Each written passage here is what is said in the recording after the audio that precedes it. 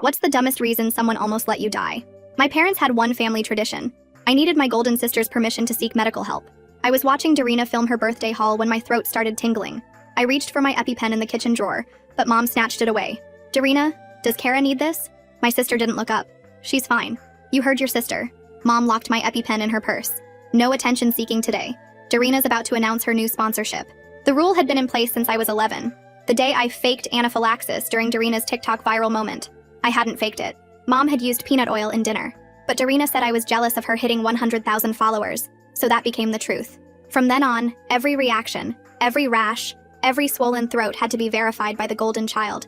Can't. Swallow. The familiar tightness was starting, like a fist closing around my windpipe. Kara! Dad's voice boomed from behind his camera. What do we do when you claim you're sick? I knew the script. Ask Darina first. And what did Darina say? Darina finally looked up, annoyed. I said she's fine. God, Kara, do you have to make everything about you?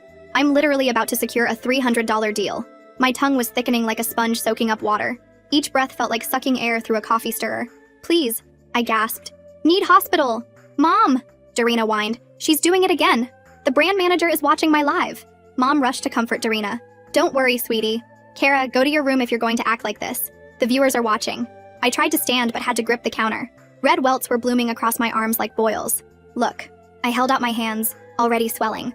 Darina laughed. She probably rubbed something on them. Remember when she faked hives during my Shein haul? She turned to her phone. Guys, my sister is literally so desperate for attention right now. The doorbell rang. Darina's photographer was here for her announcement shoot. Kara, get out of my sight, Dad ordered. This photo shoot could change everything. We don't need you wheezing in the background. I couldn't move. My face was puffing up, eyes swelling shut. Every breath was a battle I was losing. Mom, please, there were peanuts and chocolate. Darina, Mom called out sweetly. Your sister's claiming allergic reaction. What do you think? Darina stood directly in front of me, blocking her camera's view. The look in her eyes told me she knew exactly what she was doing. She's faking, Darina announced loudly. She's just mad about my deal. Classic sabotage. I knew it, Mom shouted. Kara, stop this immediately. That's when my throat closed completely. Darina's photographer, Samuel, walked in and froze. What's wrong with her? Nothing, Darina said quickly. She's being dramatic. Let's shoot in the other room. Darina, she's coughing blood. It's probably red paint. Darina stepped in front of me again. Everything's perfect. Let's start with the unboxing shots. But Samuel had a daughter with allergies. He dropped his camera and grabbed my wrist. Her pulse is racing. This is anaphylaxis. No one does anything without Darina giving the green light. Rules are rules. What? Samuel was already dialing 911. Give me that phone. Dad lunged for it. Are you insane? She's dying. Darina? Mom turned desperately to my sister. Is Kara dying? Darina hesitated. Her live viewer count had hit a new record. The comments were exploding. Brand deals worth hundreds of thousands were watching. No, Darina said firmly. She's not dying. She does this every time something important happens to me. That's when I collapsed completely. The silence was immediate. Kara? Darina's voice wavered slightly. Stop it. This is my biggest moment. She's not breathing, Samuel screamed. Where's her EpiPen? More people were arriving. Darina's manager, the executives. Everyone was screaming. This is Kara's fault. Darina was sobbing into her phone. The last thing I heard was Darina screaming. She's trying to ruin my career. Even dying, she's trying to ruin me. I woke up 3 days later in the ICU. The doctor said I'd been clinically dead for 4 minutes. 4 minutes where my parents waited for Darina's permission to save me. My parents couldn't look at me. They just kept saying Darina's career and the sponsorship deal over and over. But Darina had live-streamed everything, and I was going to destroy her. The ceiling tiles had exactly 47 dots in each square, and I'd counted them 12 times already when the nurse came in to check my blood pressure again. She wrapped the cuff around my arm while I kept my hand on my throat, feeling for the bump where they'd shoved the breathing tube down to keep me alive. The machine beeped and she wrote numbers on her clipboard while Mom and Dad stood by the door talking in those loud whispers that aren't actually quiet at all. Mom kept saying something about damage control, and Dad was scrolling through his phone showing her dropping follower counts.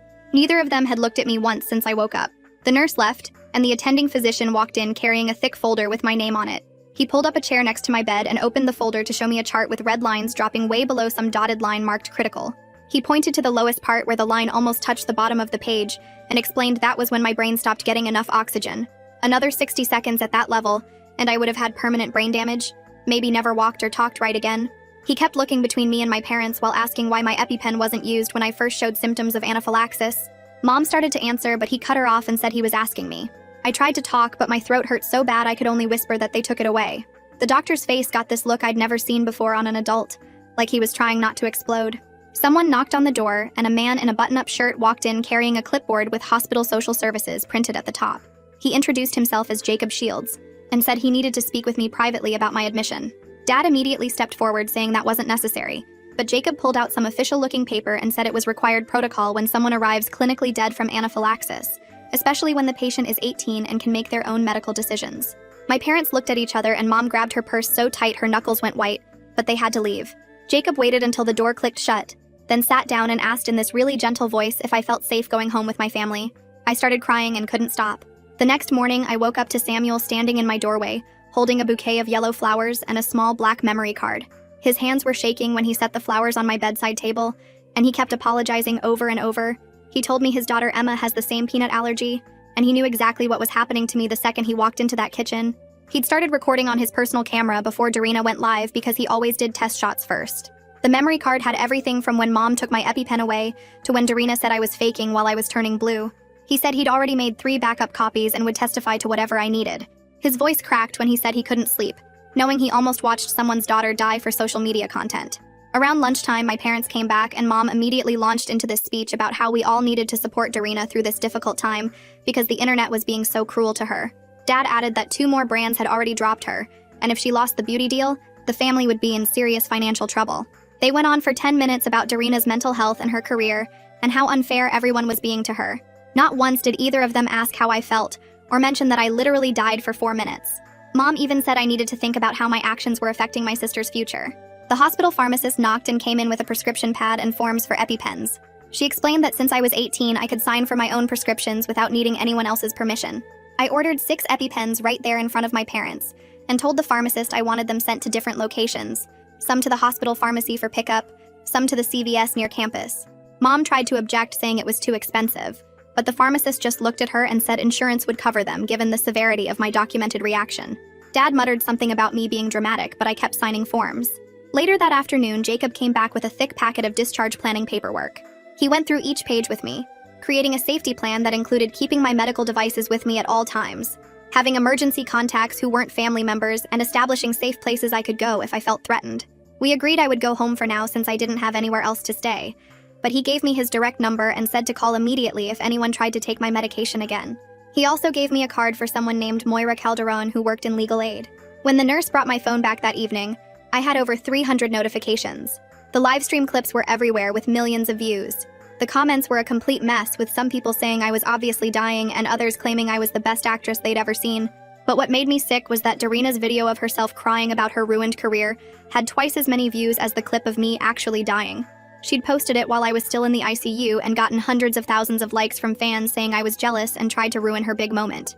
The next morning, I saw the beauty brand had released an official statement calling the whole thing an unfortunate misunderstanding and saying they stood by their creator during this difficult time. They actually used the word miscommunication to describe me dying. The statement said they were confident the situation had been blown out of proportion, and they looked forward to continuing their partnership with Darina. My stomach dropped when I realized they had lawyers and PR teams already working to make this go away. Before I left the hospital, I scheduled an appointment with Fletcher Goodman, an allergist the hospital recommended. The receptionist said he was booked solid, but when she heard I'd been clinically dead from anaphylaxis, she found an opening for the next week and marked it as urgent in the system. That evening, I sat at the small desk in my room with a notebook and started writing down everything I could remember. My hand moved fast across the paper as memories came flooding back. The time when I was 12 and Mom made cookies with almond flour right before Darina's first brand partnership meeting. My throat had started closing during her big moment, and Dad had locked me in the bathroom. The reaction when I was 14 during Darina's Sweet 16 party livestream. Mom had put cashews in the salad, and when I started wheezing, Darina told everyone I was jealous. I wrote down dates and times and matched them to Darina's social media posts. Every single reaction happened within days of her hitting a new follower milestone or getting a sponsorship. The pattern was so clear it made me sick to my stomach. Jacob called the next morning and said he'd set up a meeting with someone from legal aid. Her name was Moira Calderon, and she specialized in family abuse cases involving medical neglect. I took the bus to her office downtown and brought my notebook full of incidents. Moira was younger than I expected, with dark hair pulled back and glasses that made her look serious. She read through my pages without saying anything at first. Then she looked up and told me that withholding life-saving medication was absolutely medical neglect. She agreed to take my case right there. We sat in her small office for 2 hours going through everything. Moira explained I had 3 main options for moving forward. I could file for a protective order to keep my parents from taking my EpiPens ever again. I could pursue criminal charges for child endangerment and medical neglect, or I could go public with all the evidence from the live stream. She recommended starting with the protective order since it would give me immediate legal protection. We started filling out paperwork right away with Moira helping me write everything in legal language. After leaving her office, I went straight to the hospital records department. The woman at the desk looked concerned when I requested all my emergency room visits from the past 7 years. It took her almost an hour to pull everything from their system. She handed me a stack of papers thicker than a textbook. Each visit was documented with arrival times and treatment notes and discharge summaries. Every single one showed I'd arrived in severe allergic distress. The treatment notes all mentioned delays in administering epinephrine. One doctor had even written that earlier intervention would have prevented the severity of symptoms. I made copies of everything and put the originals in a safe deposit box at the bank. The next day, I went back to the hospital to file a formal request for security footage. The administrator behind the desk said it would take a few days to process my request. She confirmed they had cameras at the emergency entrance and in the waiting area. Samuel had carried me in through those doors while I was dying. That footage would show everything, including how long it took before I got treatment. My phone buzzed with a text from Samuel saying he had something important to share. He'd kept all the raw footage from before Darina went live that day. His camera had been recording when my parents refused to give me the EpiPen. He had clear audio of Mom saying no one does anything without Darina's permission. He'd already made backup copies on multiple drives and offered to give them all to my lawyer. I texted Moira immediately, and she said this was exactly the evidence we needed. That afternoon, Moira and I worked on drafting a statement of facts for the court. She helped me write everything without emotional language or accusations that could be challenged. We focused on medical timelines and documented symptoms and test results. We included the fact that I was clinically dead for 4 minutes. Every word was carefully chosen to be factual and impossible to dispute. Moira said we'd hold the statement until the right moment when it would have maximum impact. That night, my phone lit up with a DM notification from Darina. She wrote that I better not do anything I'd regret, and that she knew people who could make my life miserable. She said her fans were loyal and would destroy me if I tried to hurt her career. I took screenshots of every message, including the timestamps. I forwarded everything to Moira, who replied immediately saying this was textbook witness intimidation. She added it to our growing file of evidence against my family. The next morning, a courier knocked on my door with an envelope from a downtown law firm. Inside was a cease and desist letter from lawyers representing the beauty brand. They demanded I make no public statements about the incident that could damage their client's reputation. The letter threatened legal action if I spoke publicly about what happened. I scanned it and sent it to Moira, who actually laughed when she read it. She said they had absolutely no legal grounds to silence me about my own medical emergency. She drafted a response letter basically telling them to back off. Later that day, I needed groceries and walked to the store near campus. Everything was fine until I reached the candy aisle and saw rows of chocolate bars. My hands started shaking as I picked up each one to read the labels. I checked ingredients 3 times on every single package, even though I wasn't buying any. An employee came over and asked if I needed help finding something. I couldn't speak and just stood there shaking. I left without buying anything and ran back to my apartment. The next morning, Fletcher Goodman's office was freezing and smelled like hand sanitizer mixed with that weird medical plastic smell. He had me sit in this uncomfortable chair while his nurse stuck 20 different allergen samples on my back with these tiny needles. Within 10 minutes, the peanut spot swelled up like a golf ball and turned bright red while the nurse kept taking photos and measuring with a ruler. Fletcher came back in and actually whistled when he saw the reaction size. He had me blow into this machine that measured my breathing capacity, and then pricked my finger for blood tests while explaining that my allergy was off the charts severe. The whole time he kept shaking his head and writing notes about how any delay in treatment could be fatal with reactions this bad. He printed out this thick medical report right there with all the test results and graphs showing my antibody levels were dangerously high. He signed it 3 times and gave me copies while telling me to keep my EpiPens within arm's reach always. That afternoon, Jacob called me into his office at the hospital and showed me this huge stack of paperwork he'd been filling out. He'd documented every single thing I'd told him about my parents and the permission rule with dates and medical records attached. He explained he was filing an official protective services referral because withholding medication from someone with a documented severe allergy counted as medical neglect. He made copies of everything and walked me through what would happen next, with the investigation taking several weeks, but creating an official paper trail. My phone dinged that night with an email from my parents about how I was destroying the family and betraying everything they'd worked for. They wrote about how they might lose the house without Darina's income, and how could I do this to them after everything they'd sacrificed. I just forwarded it straight to Moira without even typing a response because I was done explaining myself to people who let me die. The next day, I remembered this old diary I'd kept in middle school hidden under my mattress at home. I drove there while my parents were at work and dug it out from my old room, which they'd already started turning into storage for Darina's PR packages. I sat on the floor matching up dates from my diary entries about hospital visits with Darina's social media history on my phone. Every single time she hit some big milestone like 50,000 followers or got a brand partnership, I'd mysteriously had an allergic reaction within 2 or 3 days. The pattern was so obvious it made me want to throw up right there on my childhood bedroom floor. Moira called me the next morning saying this reporter named Aaron Rutledge had reached out wanting a comment about what happened. She said we should wait until after the protective order hearing to talk to any media, but she kept his contact info in case we needed press attention later if the legal stuff didn't work. That night, I set up my phone on my dresser and just started talking to the camera about everything that had happened from the beginning. I cried through most of it and had to stop 3 times to catch my breath. But when I finished, I felt lighter somehow, like I'd finally gotten poison out of my system. I sent the video to Eliana Bergman, who'd become my therapist, and she texted back that this was good progress in processing the trauma.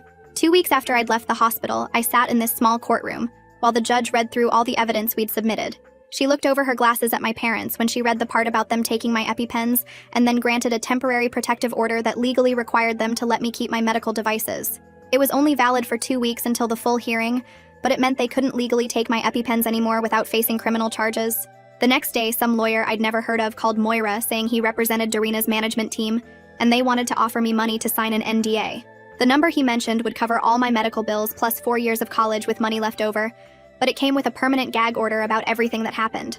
I told Moira I wanted to counter their offer with my own terms instead of just taking money to shut up. We drafted a response asking for public acknowledgement of what happened, mandatory family therapy for all of us, and a medical fund for my ongoing allergy care. I refused any deal that required me to stay silent about almost dying while my sister filmed it for content. We gave them 48 hours to respond to our counter-proposal. Someone leaked a bunch of internal emails to Moira from the beauty brand's crisis management team, discussing how to handle what they called the allergy incident for PR purposes. One executive had actually written that my death would have been easier to manage than having me alive to tell the story. Another email talked about whether they could claim I'd staged the whole thing for attention, even though they knew that was impossible. Moira printed everything out and added it to our growing evidence file, while I sat there reading these people discussing my death like it was just a PR problem to solve. 3 days later, I was staying at my friend's place when someone started pounding on the door so hard the whole frame shook. Through the peephole, I saw Mom and Dad standing there with their arms crossed. Dad kicked the door while Mom yelled that they knew I was in there.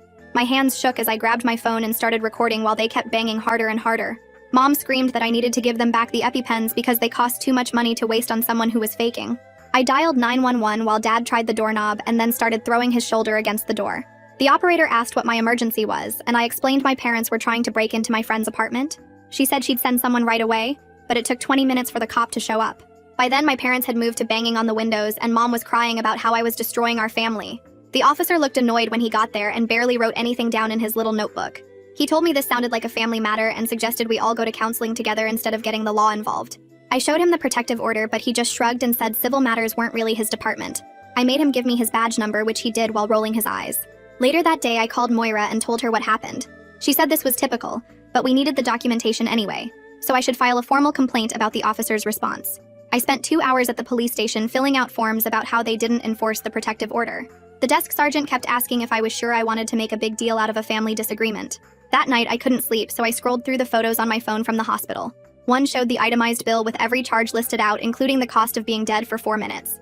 Without really thinking about it, I posted the photo with just the caption about being dead for 4 minutes and spending 3 days in the ICU. I didn't mention anyone's name or say anything about my family at all. Within 10 minutes, the comments started exploding with people asking what happened and saying they recognized me from Darina's live stream. Some people called me brave, while others said I was just trying to get attention by posting my medical bills. The next morning, Darina posted a video of herself crying into her ring light about how she was bullied online. She kept wiping her tears and saying she never meant for anything bad to happen, but she didn't actually apologize or admit she did anything wrong. Instead, she talked about losing her sponsorships and how hard this whole thing had been for her. Her remaining fans flooded my post calling me evil for ruining her career over a misunderstanding. They said I should have just stayed quiet if I really cared about family. Samuel must have seen what was happening because that afternoon he posted his own statement on his photography page. He didn't attack anyone, but he made it clear that he called 911 because he recognized the signs of anaphylaxis, and the family wasn't helping. He mentioned having a daughter with allergies and knowing how fast things can go bad without treatment. Some people started commenting that maybe there was more to the story than Darina was saying. That's when things got really scary because someone found my friend's address and posted it online. They told people to go teach me a lesson about destroying innocent people's careers for clout.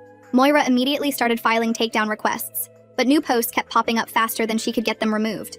I went to the hardware store and bought extra deadbolts plus one of those doorstop alarms. The guy at the store helped me pick out a security camera that would send alerts to my phone if anyone came near the door. I installed everything myself while my hands wouldn't stop shaking because I kept thinking someone might show up any second. 2 days later, I had my first real session with Eliana, who specialized in family trauma. She listened to me tell the whole story without interrupting once, and then said what happened to me was medical abuse, not normal family dynamics. I started crying so hard I couldn't breathe because it was the first time a professional said out loud that what my family did was abuse. She explained that making me get permission for medical care was a form of control that could have killed me. We talked about how I wasn't responsible for my parents' choices or for Darina losing her sponsorships. The next week, Fletcher scheduled an oral food challenge to document my allergic response in a controlled medical setting. He had nurses ready with IVs and epinephrine, but he still wanted to see how my body reacted to peanuts with monitoring. I ate a tiny piece of peanut butter on a cracker, and within 2 minutes my throat started closing up. The welts spread across my arms so fast the nurse started the IV immediately. Fletcher stopped the test right away and gave me a shot of epinephrine while documenting everything with photos and measurements. He wrote in his report that my reaction was severe enough to cause death without immediate treatment. After that, Moira and I spent 2 whole days getting ready for the protective order hearing. We went through every piece of evidence and practiced what I would say when the judge asked me questions. She made me practice staying calm even when she asked hostile questions like the other lawyer would. We organized all the medical records and screenshots and Samuel's footage into labeled folders. The morning of the hearing, my stomach hurt so bad I threw up twice before we even got to the courthouse. In the courtroom, the judge looked through everything while my parents' lawyer kept saying this was all just a family miscommunication. The lawyer said my parents loved me and just wanted what was best for our family unit. But then the judge watched Samuel's footage on her laptop and her face got really serious. She read through Darina's messages threatening me and looked at the medical reports showing I'd been dead for 4 minutes. When she finally spoke, she said the evidence was overwhelming that my life had been endangered.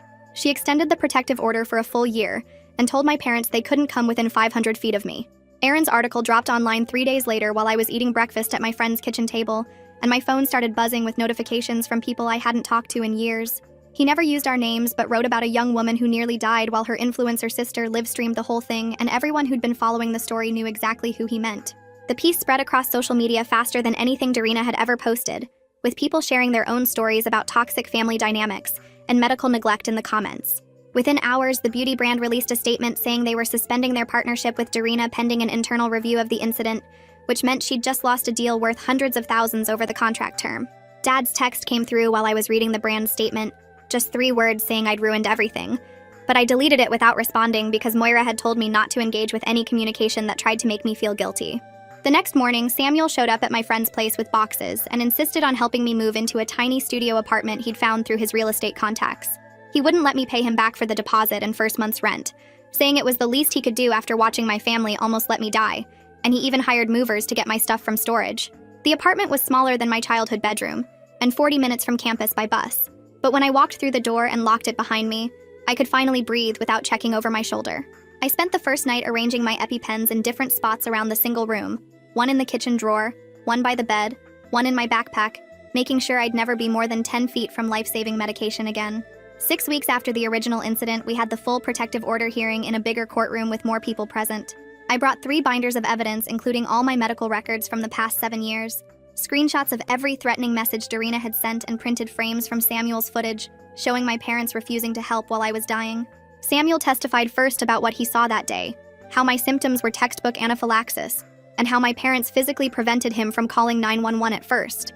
Fletcher took the stand next with his medical report explaining that my allergy was severe enough to kill me within minutes without treatment, and he showed the judge photos from my controlled food challenge where my reaction started immediately, even with medical staff ready. The judge listened to everything without interrupting, then looked directly at my parents and said the evidence showed a clear pattern of medical neglect that could have resulted in my death. She granted a 2-year protective order and told the prosecutor's office to open a criminal investigation into child endangerment, even though I was technically an adult when the live-streamed incident happened. That night, Dad sent an email through his work account since he couldn't contact me directly, writing 3 pages about how they couldn't afford the mortgage without Darina's influencer income, and how I was making the whole family homeless just to get revenge.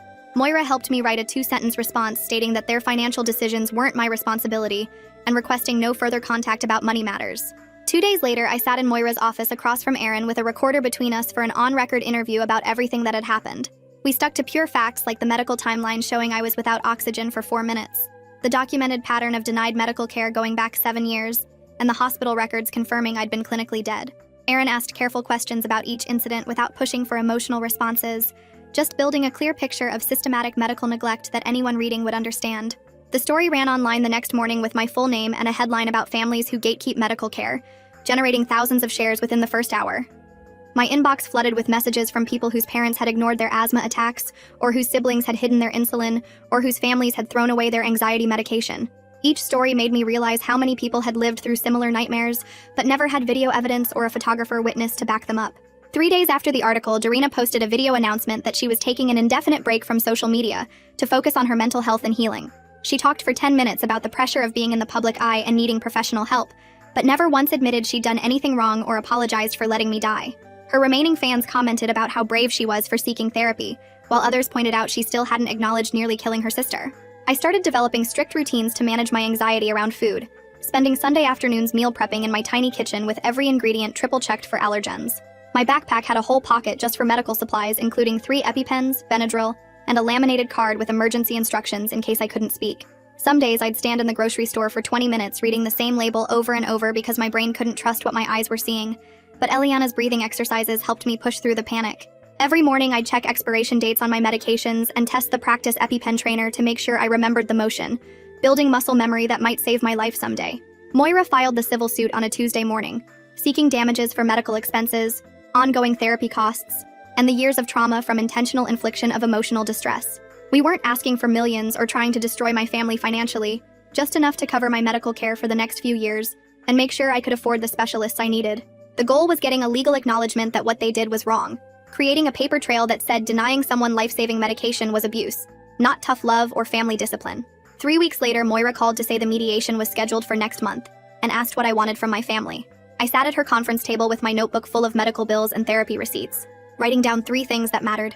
First, they had to admit in writing that they delayed my medical care during an allergic reaction. Second, they had to attend family therapy with someone who specialized in medical trauma. Third, they had to set up a trust fund for my medical expenses, so I'd never have to beg for EpiPens again. Moira typed everything into a formal document while I watched, adding legal language about mandatory compliance and financial penalties if they broke the agreement. The morning of mediation, I threw up twice from nerves and had to take 3 different buses to get there because I couldn't afford an Uber. My parents showed up with their lawyer in Dad's BMW while Darina arrived separately in a car her manager had sent.